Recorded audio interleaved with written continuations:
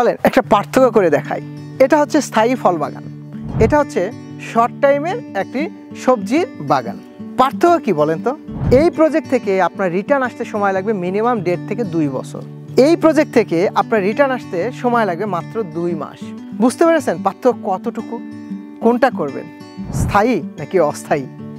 আমরা চিন্তা করি যে স্থায়ী এবং অস্থায়ী, সবাই চায় স্থায়ী জিনিস, কিন্তু অস্থায়ী জিনিস থেকেও যে স্থায়ী একটা প্রফিট করা যায় সেইটাই কিন্তু আমরা এই ক্যাপসিকাম থেকে দেখছি। পলি হাউস ফার্মিংয়ের মাধ্যমে শর্ট ডিউরেশনে আমরা কিন্তু হাই ভ্যালু ক্রপস হিসাবে ক্যাপসিকামকে বাছাই করতে পারি। সিজনে চাষ করলেও যেখানে বিক্রি হচ্ছে 250 টাকা কেজি। প্রক্ষান্তরে এই যে স্থায়ী ফল বাগান থেকে আমার রিটার্ন আনতে অপেক্ষা করতে হবে 1.5 থেকে 2 বছর।